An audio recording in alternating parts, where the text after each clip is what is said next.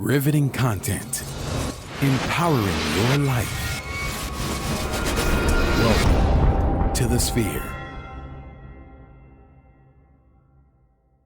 This episode is sponsored by Houston Housewives of Finance. For more information on increasing your cash flow, becoming your own money manager, and to schedule your complimentary personal finance strategy, contact the Houston Housewives of Finance today at 1-844-700-4463. Elite Dental Wellness. At Elite Dental Wellness, Dr. Ashandra Batiste understands that one of the biggest obstacles is dental fear. The vision at Elite Dental Wellness is to ensure every patient is treated with respect, ultimate care, patience, and love. Call us today to make an appointment at area code 713-789-8680. Looking to advertise? Join the Sphere's vast demographic reach of thousands of people all over the world. Send an email today to advertise@thesphere.tv or call us at area code 832-772-7789.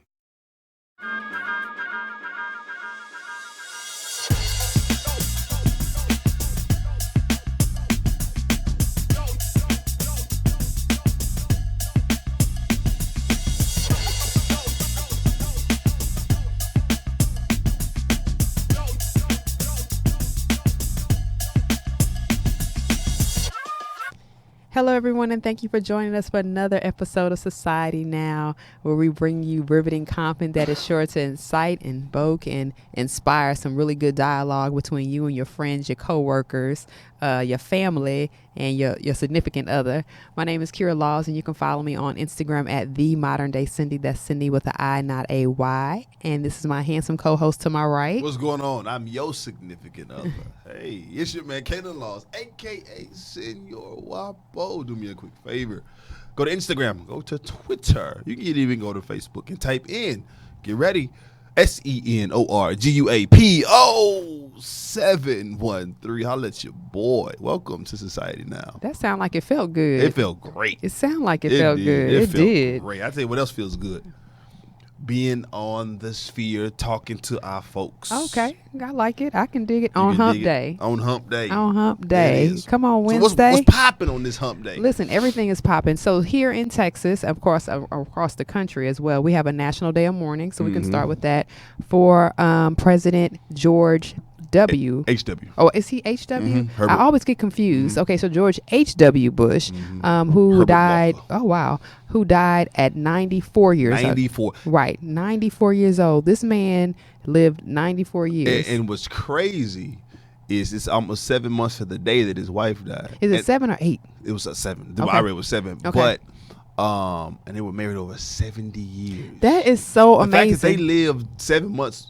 He lived 7 months without her is amazing to me, because 70 years with somebody, I probably wouldn't want to live no more. What he said was, I heard he said this when she died. He was like, "I'm not ready to go yet," but he missed her. He missed her. Of course, and he did 70 years. Yeah, and I think toward the end they were saying 93. like he really, really missed her. Yeah. And back in August, he called all the family to the house and said, "I wanted to say my goodbyes now." Yeah.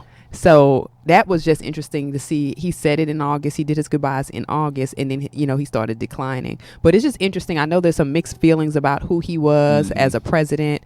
There's a lot of people who feel like he was a great person, but we have to. I think it's just a really interesting situation where we have to be able to, as individuals, not just take the presidency out of it. Just as individuals, separate a person from what they do. Right. And how they view the world, because that person, we're all more than what we do, right? It was so layered. Yeah, it's very tiered. And what's interesting is this, reality of people supporting them or not supporting them that's going to happen with every president. Every president, with every president who's passed. Every person in office. Period. Yeah.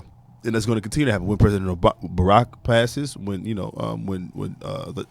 Donald when he passes, when Jimmy Carter, who's still alive, passes, when 43 when he passes, it's and with Bill's getting up there, and so the fact that people are upset, it doesn't shock me, and I don't really blame them, folks. When you're vehemently on the other side of the aisle than someone else, people really live through their politics. They really do. When people, just like they live through their sports or they live through any other thing, people really live through that kind of deal. And so it's one of those things, man, that I don't blame him. But he was an interesting president because he was not supported wholly in his own party. And a lot of people, we were young when he was the president, but I had to do my digging. Yeah. The House didn't support him at all, and Newt Gingrich specifically did not support a lot of the stuff he did. And it's interesting because he served as vice president for 2 terms, right? So he would technically lived in the White House for 12 years. He was there. Started the dynasty. Started the Bush dynasty in the White House, but he served as VP for 2 terms. Then he was president for 1 term.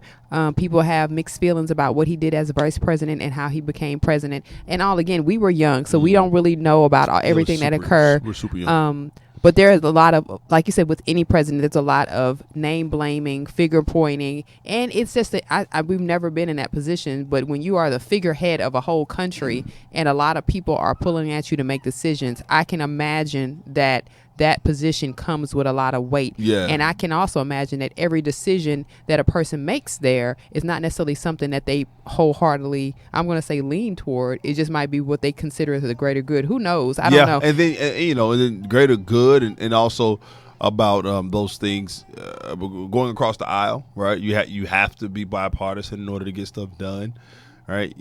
Unless you're in what they call the unified government, which means that the executive branch and the legislative branch are both one party.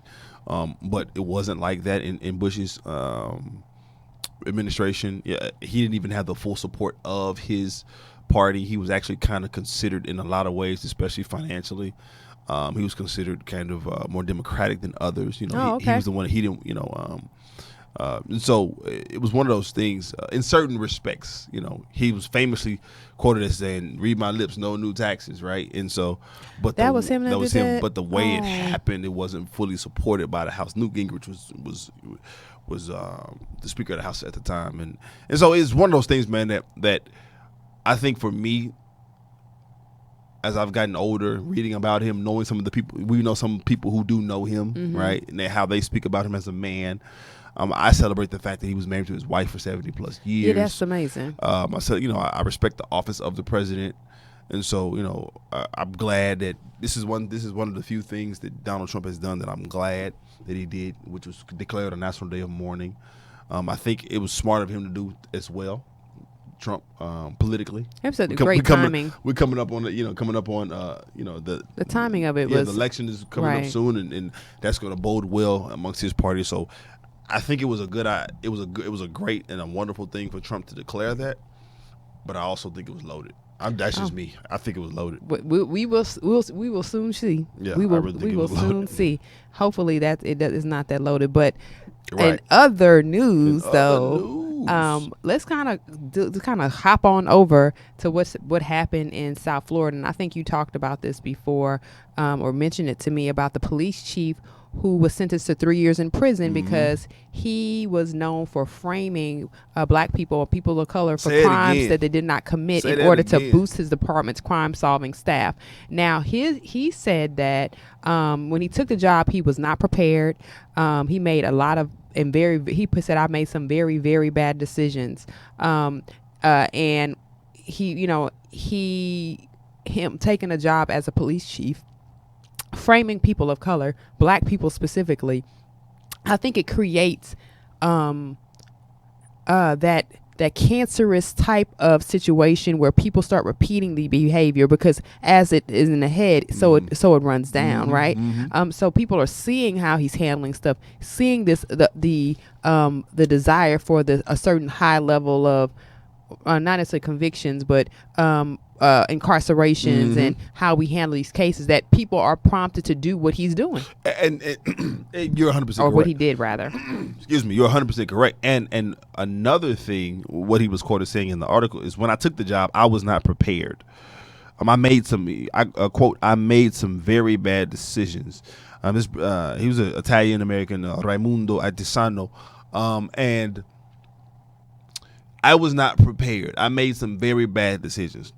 But that's but isn't that the issue with a lot of people can say? Isn't that the issue with a lot of the policing staff across the country about the preparation? So yes, people will argue that. Yeah, people argue that by and large. I agree, but I take issue with him saying I was not prepared, because how prepared do you have to be to not frame somebody? Well, that's ethics, right? You see what I'm saying? That's like ethics. You don't have to be prepared to not frame someone for doing something they didn't do. Right. So those, you don't have, like, one of the article was talking about how one of the persons was 16 years old, 16-year-old boy, and this is in Florida. He got tried as an adult. You destroy someone's Florida, life. you get tried as an adult.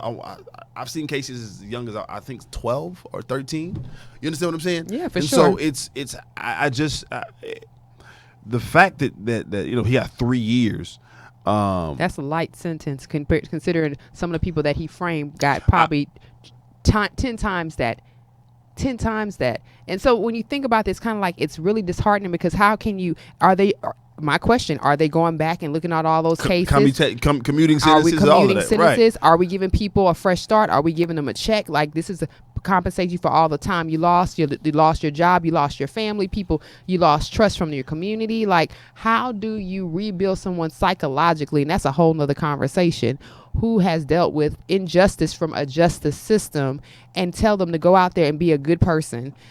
It's hard for you to keep the encouragement and the character of people intact when they've seen the system do them wrong. Yeah, and you know what's crazy? This was actually a ring, because it was 3 other people within this this this conspiracy department. Let me get the names. It says Itasano was not the only one who went down in the investigation. 1 month ago, 3 former Biscayne Park officers, Guillermo Ravelo, Charlie Dayoub, and Raul Fernandez, were sentenced for their participation in this scheme. So it's and these are POCs. This is in South Florida, bro. So that's a deep issue that we're gonna have to dive into. People of color, and so again, the whole I was not prepared. I'm not really trying to hear that. Because you don't have to be like if you're working in a department, right, and it's that corrupt, leave. So because these are people's lives you're screwing over. We need to talk about that in depth. Yeah, you know what I'm saying. And maybe listen, we're talking about some heavy stuff, but this is a wonderful time of year. This is the holiday season, but sometimes it's a little bells ringing. Exactly. Sometimes it's a little bit challenging for some people because your finances may not have been in order all year. But let's start now and get them in order by contacting Houston Housewives of Finance. Did you know that only 4 states in the U.S. offer financial education? 33% or more than 77 million Americans don't pay their bills on time. 39% of Americans carry credit card debt from month to month, and 39% of adults say they don't have enough savings. Please don't become one of these statistics.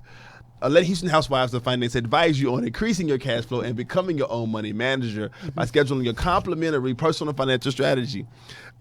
Contact Houston Housewives today at 1-844-700-4463 or email us at info@HoustonHousewivesOfFinance.com. Again, asking how you can participate in a complimentary personal and financial strategy today. Again, complimentary means free. Houston Housewives, we're the new faces of the new age of financial services. So listen, next holiday season, you'll be okay. You'll be fine. Your coin will be in order. Lord. Everything will be on point so that you can have a wonderful travel season and holiday season and kicking it with the family. It's important.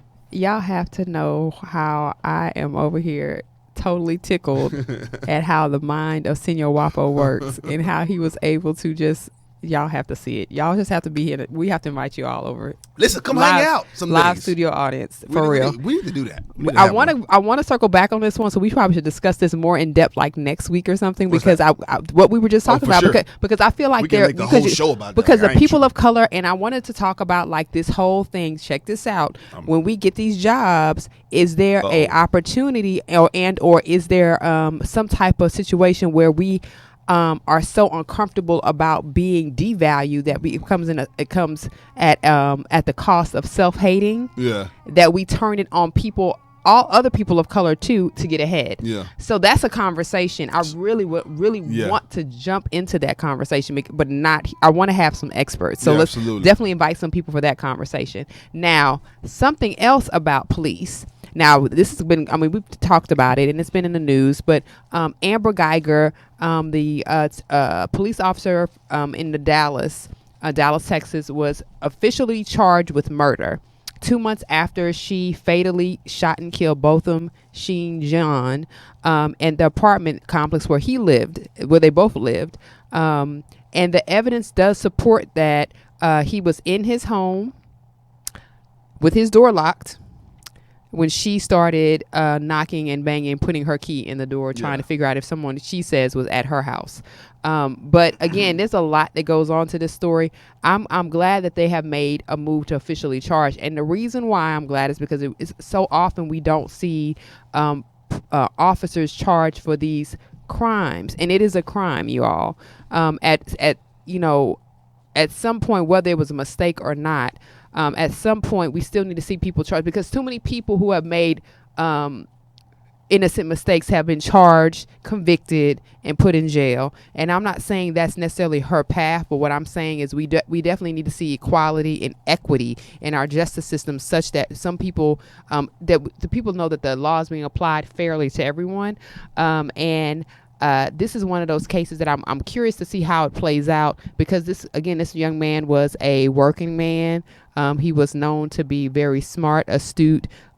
He was doing something. His job spoke well of him. He worked for Price Waterhouse. So this is not somebody that was like on the street hustling, selling dope out his apartment. This was a regular person that just so happened to be in his apartment, sleep with his boxers on, apparently, when this all went down. So it's really a messed up situation altogether. It really is. Yeah, it is, and it's really interesting because, looking at the statute and looking at the standard, she was initially charged. Amber Guyger, Officer Guyger, was initially charged with manslaughter, I believe, or that was the feeling that she should get charged with. No. She was charged with manslaughter, and people were outraged that she was charged with manslaughter. But when you look at the statute, I initially thought that it should have been manslaughter because there was no premeditation. But according to the article, Johnson, the article says, we presented the evidence and we explained the law. Johnson, which is the district attorney, Faith Johnson in Dallas County, she said murder constitutes someone intentionally and knowingly committing a crime, whereas manslaughter involves recklessly doing something. The article also says, at the moment of the shooting, it was a knowing offense, Johnson said. And so the court records Friday showed, 2 Fridays ago, showed both manslaughter and murder charges entered in Guyger's file. But the clerk of the court confirmed that the murder charge is the one the prosecutors are moving forward on. And it's very interesting because if you look at even the political,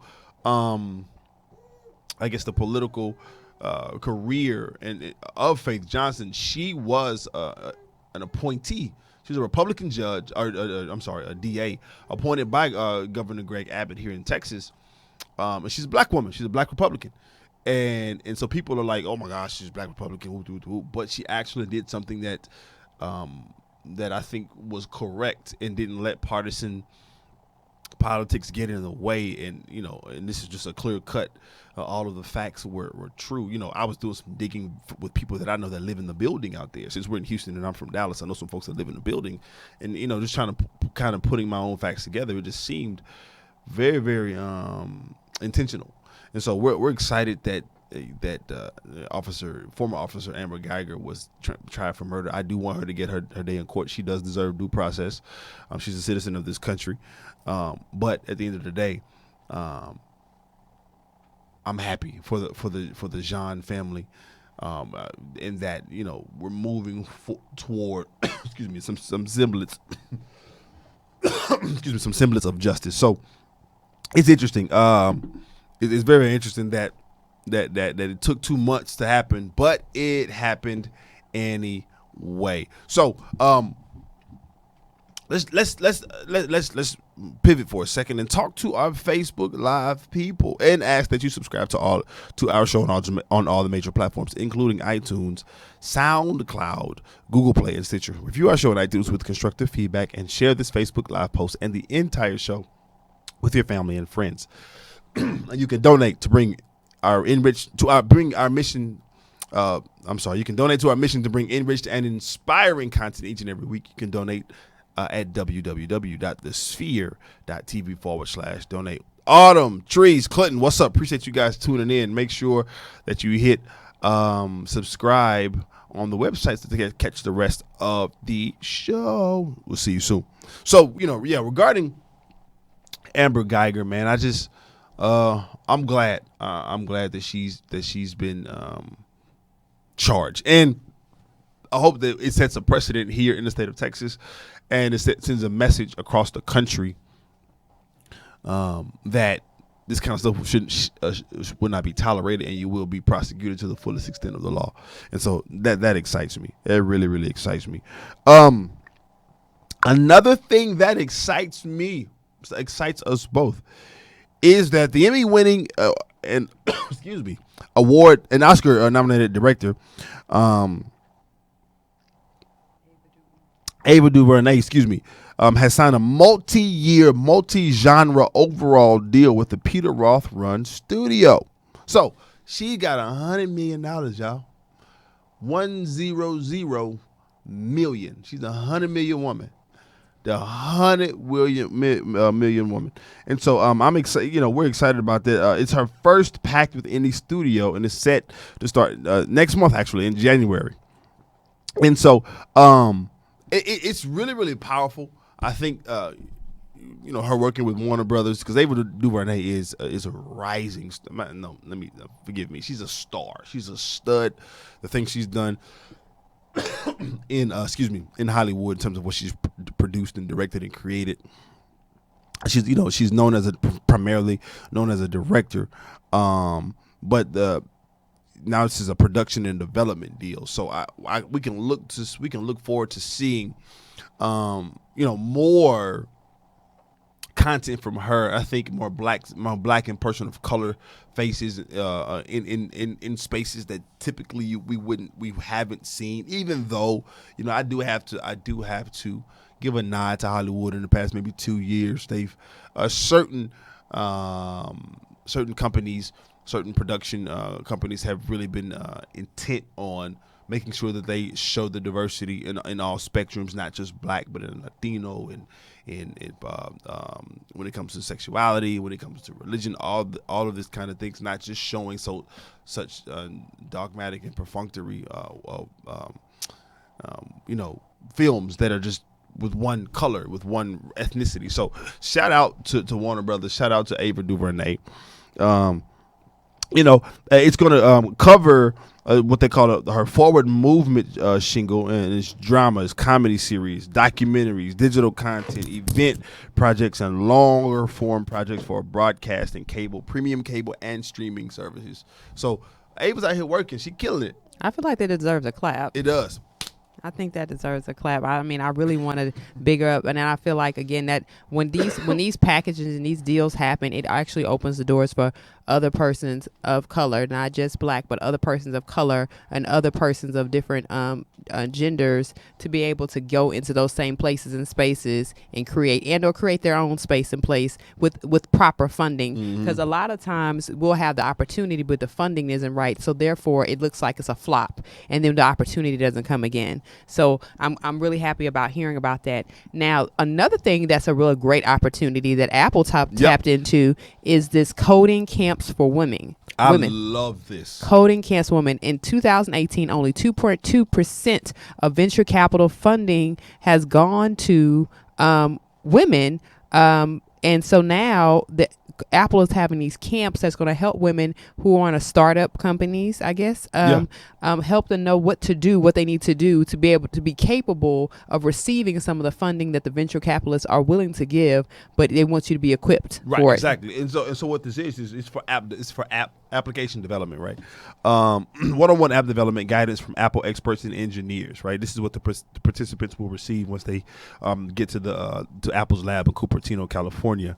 It includes mentorship, right? It includes inspiration and insights from top Apple leaders, the company says. So they're really doing their I love what the article said. It said, there are a number of reasons why venture capitalists aren't giving money to women, and it said parenthetically, and none of them are good, which they're not, right? Women are. We know that women are equal to men intellectually, oftentimes superior to us in a number of different ways. But learning how to code, I think, is really, really cool because this is where we are. This is the wave, right? Digitally,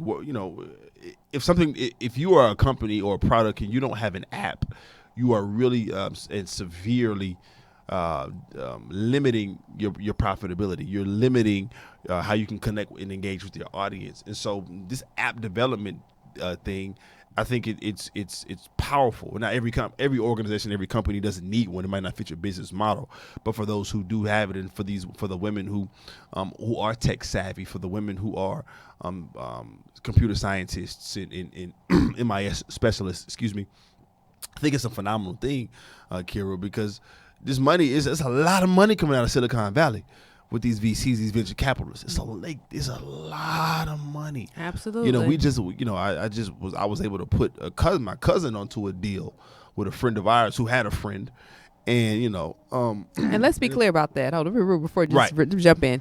Hey, if you know someone that's in a space and has the skill set, and you are in a space that you can, connect them with someone else, make that connection happen. Do not sit on something that you don't have any use for, right? Because a lot of times I do believe in the degrees of separation. Agreed. I believe in that. And we have been so blessed to be able to connect with people just based upon our relationships.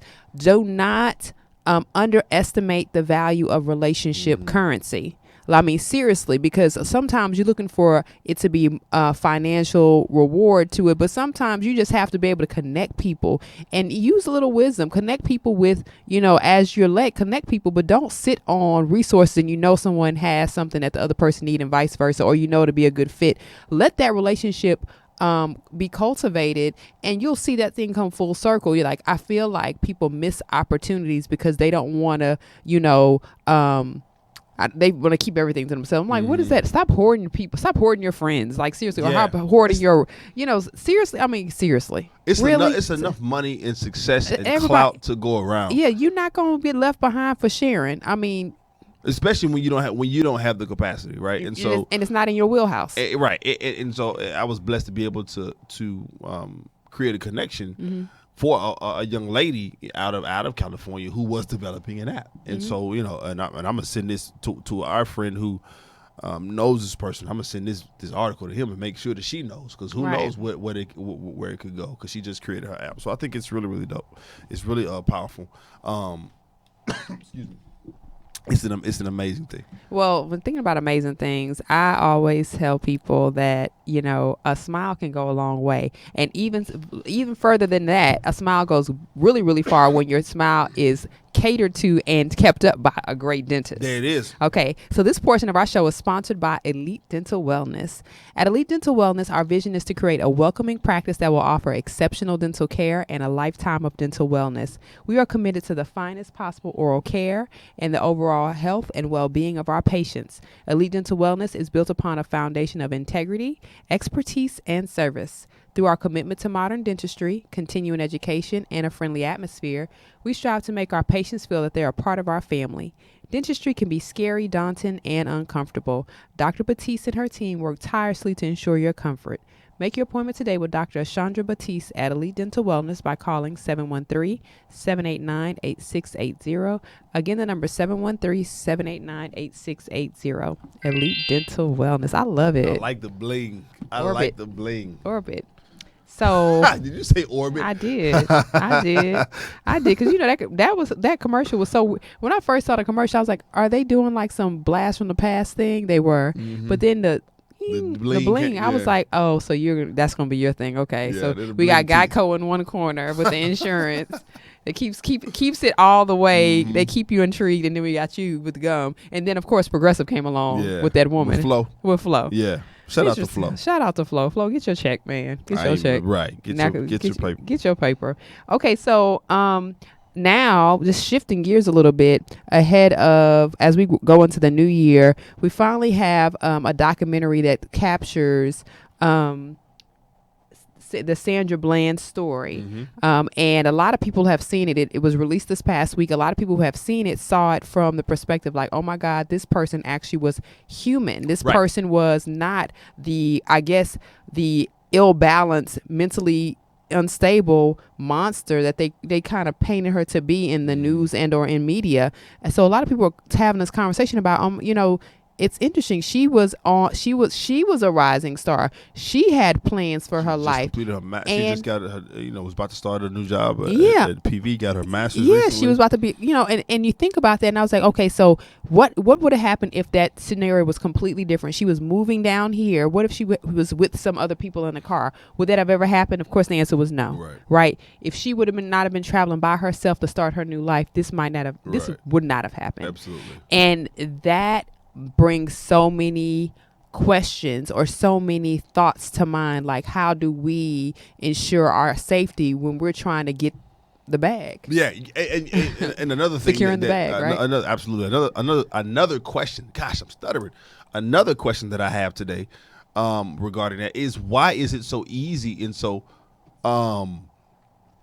for the media to paint us in such a difficult light? Like that's the equation, right? That's what people do all the time. That's what the media does all the time.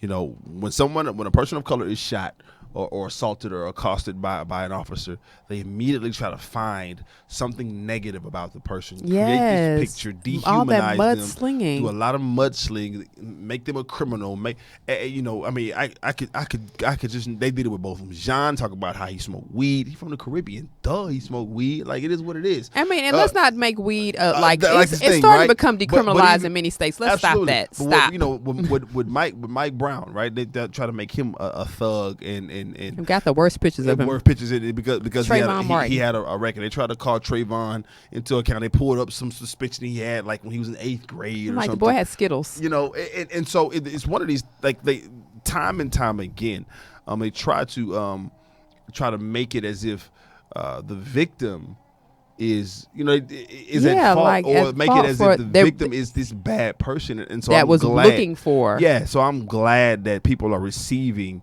the documentary in this light. That we had an awesome opportunity to interview her mother a few months back on my radio show. If you're in Houston, you can go to 90.9 KTSU FM every Saturday morning. Listen to Impact Houston Live, and so with Senior Wapo. Yeah, with Senior Wapo, the professor.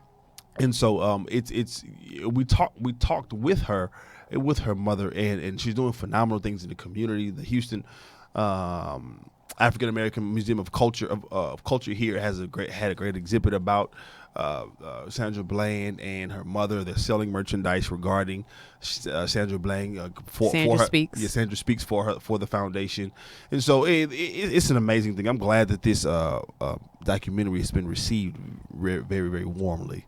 And it's interesting. I just want to hop ahead since we're talking about Sandra Bland. This and back off. We kind of talked about 2 other cases of police officers. Mm-hmm. I feel like there is an opportunity for some training, some engagement training, when officers do encounter what they consider to be a hostile person. And the reason why I say that is because there was a case in Florida of a psychiatric patient who had a shard of glass in his hand, and he was fatally shot by a Florida police officer. Now, mind you, I was told that my understanding is that police officers really don't have, they're not responsible for necessarily trying to de-escalate or, I guess, de-weaponize, I don't know the word I'm trying to find, a situation. But if you are, I feel like you meet force with the force that you see, right? Mm-hmm. So if the person has a piece of glass, they're clearly not going to throw the glass at you and it's going to kill you, right? So when you pull your weapon out, and your weapon is a gun, ideally, I feel like your job is to, if you're going to use that weapon, I feel like if that person is not meeting you with that same force, only thing you can do is try to slow them down and maybe injure them if you have to do that. But how about just not use the gun at all? But if you have it in your hand,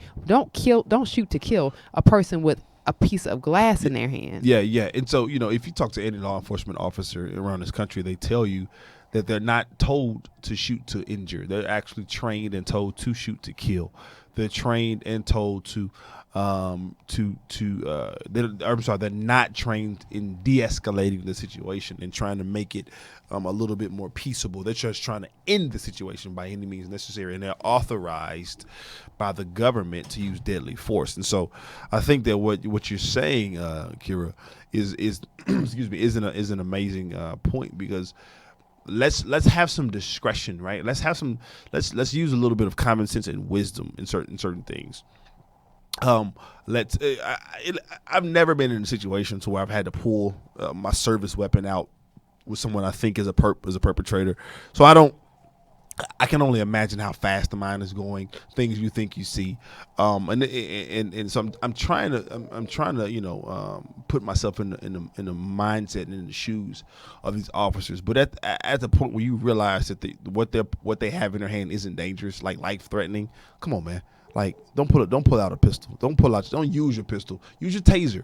I honestly think it should be good practice for officers to have when I know they have multiple clips. One clip that's in their in their weapon, in their service, their sidearm, should be a clip of rubber bullets. Now, if a rubber bullet ever hits you, I've never been hit with a rubber bullet, but I've heard that when a rubber bullet hits you, it feels just, well, maybe not just, but it's debilitating. It's debilitating pain that it will stop you. You will not go, you will not move, and so it's one of those things that I think that has to be addressed. This sensitivity and all of this kind of deal, it just needs to be addressed, and so we just got to use some. I need all the officers who may be listening, or those who want to become an officer. Please use some common sense. Meet with an equitable, an equitable stance. Right, that's what needs to happen. I tell you something else that happened is very interesting. Is I don't know if you guys heard of this lady by the name of Cardi B, I think, Bodak Yellow. She was with this brother by the name of Offset from Migos. The guy that they quote, the people that they quote, they say who started mumble rap. Well, they have split. They're really, really young. They're very, very successful artists and really, really young. But they've split, and it's very interesting. The reason we wanted to bring this up because they are still kind of like a part of this. They're very much a part of this microwave generation, and the microwaveness actually hurt them. I think they rose really quickly, and they're to stardom rather, and they were engaged. They are engaged. I don't know if they're completely broken up. The article wasn't fully clear about them being like broken up all the way, but they're definitely at least separated. And so them rising so fast and being in such the public eye, I think is difficult, man. It can prove difficult for any relationship, but when you're 25 and 27 years old and you on tour all the time and you can't see each other, I think that there has to be you got to have some OGs, some old folks, some old heads around you. They can give you some game and some wisdom. I feel like it's advantageous to have somebody that's been there before to say, hey, I love that you guys have a relationship. I think that's great, but slow down just a little bit, because these tides can shift at any moment, and you have to be able to evaluate, are we really connected for the right reason, or is it just, a connection based upon, it's the high that comes with the whole thing, like I'm in love and all that feeling. And so for her to say we fell out of love, that I think that's indicative of her owning the fact that it was probably too quick, and the environment that they were in terms of the industry helped escalate the relationship, because you don't have any. There's nothing you can't do. You put somebody's people giving you $10,000 here, $20,000 here, $50,000 here. You showing up on road, people giving you. There's nothing you can't do. You have nothing that can stop you. Mm-hmm. And so it's interesting that that this happened. I think another thing that's interesting about it is how they lived out loud and how they lived. Some of the stuff they did was just stupid. Like when they was having sex on live, You know, Oh, okay. I didn't know nothing about that. Let's Yeah. not talk about that. no, let's talk about it because that contributes to the popularity and people being in your business.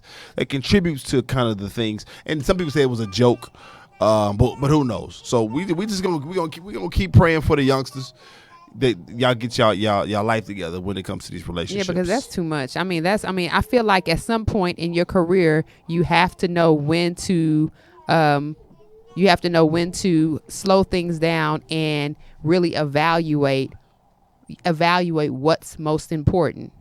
And so I think I'm glad that she was able to address it so people won't start digging in her life. But at the same time, I hope that there's a lesson in this and that she can be able to talk about it, as she matures in the industry, what that means to her. Now I want to talk about just something that's, I guess, a point of excitement for everyone about, I don't know if everyone heard about this, but Kevin Hart is now going to be the host of the Oscars. And I think that's amazing, considering that the Oscars have had several types of persons host in the past, including Chris Rock.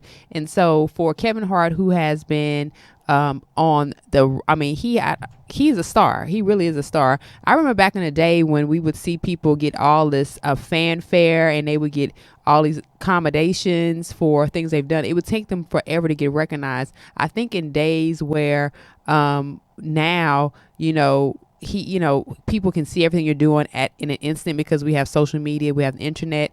The fact that the Oscars would bring Kevin Hart along and say, hey, we need you to host. I feel like they're trying to get our vote because at one point, we were totally bought out of everything Hollywood, especially during award season. I know for 2 or 3 award cycles, many people of color and women decided that they were not going to participate in and or acknowledge certain award ceremonies or certain academies because they felt like those academies and those ceremonies were not inclusive enough to recognize the diversity in Hollywood and by race or gender. So I think that the Academy and other organizations or groups that have enlisted people of color and women to headline shows, especially in an award season, are trying to get our vote. But with that being said, and you think about businesses, this portion of our show is sponsored by The Sphere.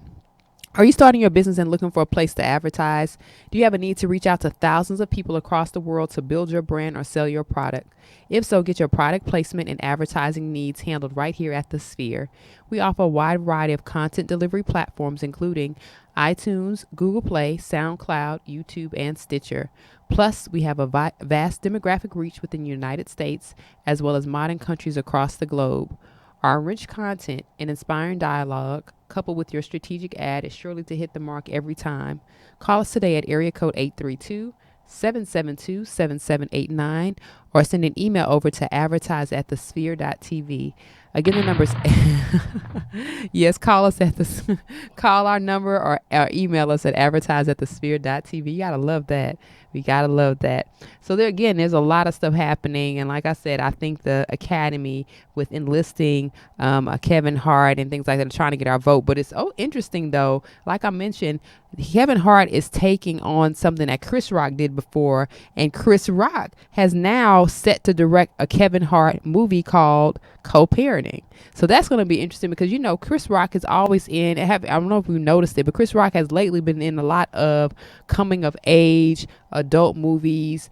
He was in movies about him and his friends and how they've grown over the years and things like that. So him directing a Kevin Hart movie, I think is probably going to be phenomenal because you have this old school comedy with this new school comedy, and I could see Chris Rock trying to put the serious storyline in it, but still keep it light and funny. So that's going to be great to see.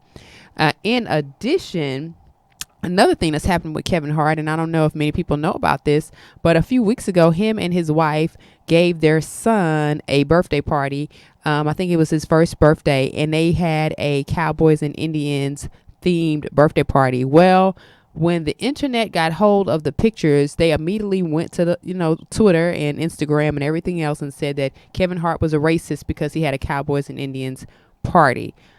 I don't necessarily know if we are taking it too far or being too sensitive. And the reason why I say that is because I remember growing up, we all saw people doing cowboys and Indians as games. I remember that.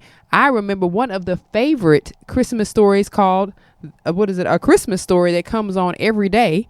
Had him, playing with this, he has this cowboy outfit on.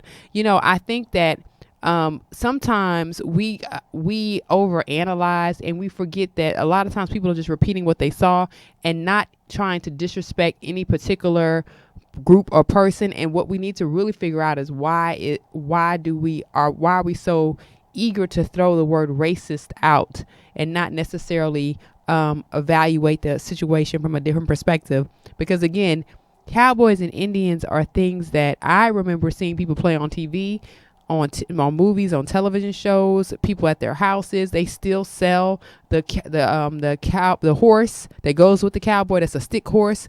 They still sell that because my daughter has one, and people you can still go to the store and buy little costumes like that. The fact that they're still selling this stuff, to me, means that it's not inherently a race thing. I think that people may be offended by it, and we need to have a deeper conversation and a deeper dive and a discussion about the offense that comes with role playing on something that was a role play for years. Now, it'd be different if the game that was being played was something we had never seen before, like Master Slave. Now, I'm going to go there because I think that's inherently problematic. I do understand why cowboys and Indians could be problematic. I do understand that, but I think that was kind of too much of a stretch to call Kevin Hart a racist, because he probably was doing what was done with him when playing that game with his as a child. Yeah, and I think that when we were preparing for the show, I made a comment. I really would like to speak to a Native American and understand why the word Indian is so offensive, right? And so to a degree, I think I get it, considering what Christopher Columbus did, right? He raped and pillaged and Native Americans when they came over, and so maybe the word Indian conjures up that kind of sentiment, right? Considering what he did. But again, it may be wearing traditional garb. Now that I'm thinking about it, maybe wearing traditional Indian or Native American garb and attire is they may look at it as appropriatory, like in terms of as appropriatory. So again, I don't know, but I would love to. Maybe we need to see if we can find a Native American to have that conversation. I would love to have that conversation as to why that's an issue. That term is an issue because I just don't know. Yeah, I can see the term being an issue, but I thought it was interesting how people were so quick to throw the word racist out. Yeah. I think we needed to have a deep conversation about that, and I understand because they're trying. Because I think a lot of times with situations like this, people are just, again, they're repeating and they think it's fun, but there is accountability on both sides. Mm-hmm. So I think for him, it's a lesson learned on the sensitivity of people that are always watching you, especially when you have a platform like that. People are going to always be watching him, and he has to be very careful about not only what he engages in, but also what he chooses to share about his personal life, because especially when he may not have all the information and facts. So it's just interesting. Now, just as we kind of wrap up for the day, I want to talk about something we talked about just a few days ago with some friends, and it's talking about like R. Kelly and his relevance and how he appears to be still in the public eye. Now they have a movie out called Surviving R. Kelly, and they did a screening of it in New York, but apparently it was shut down because of a bomb threat, Kaylin. Folks not feeling R. Kelly no more, and it's very interesting because people are really being outspoken. What you referenced our conversation. I wonder if he's, the conversation was, is R. Kelly still relevant, right? Especially with how music is going in today's society in terms of R&B. You don't really have balladeers, anymore. And so, I don't know. I think he's talented enough to remain relevant. His talent speaks for itself. He's a phenomenal songwriter. He's a great vocalist. He's a creative individual. He's thrown off, obviously. He's a little messed up in the head in a number of different ways. But such as many of our artists, not making an excuse. But my question is, I wonder how long our generation and older is going to continue to support him, because the young folks they know who he is, but they're not connected to his music like that. It's our generation that's going to see his concerts. It's our generation that's still potentially still downloading and buying his music. And so it's interesting. When does R. Kelly become a dinosaur officially? I don't know. I honestly think he's becoming one now, in terms of with the newer generation. Mm-hmm. We know him because we grew up on R. Kelly. Yeah. You know what I'm saying? We grew up on him. And so it's one of those things that he'll forever be relevant to, just like Marvin Gaye will forever be relevant to our parents' generation. Marvin Gaye is relevant to me, and we grew up listening to him. I think he was dead before I was alive. I know, but we still grew up listening to him. Yeah, so but them say his relevancy. I think that R. Kelly has a place in my mind, not my heart, because of my graduation song was "I Believe I Can Fly." I remember that, and I remember graduating. You flew across that stage, baby. I graduated from the Summit that was then turned into the compact system, and now is Lakewood.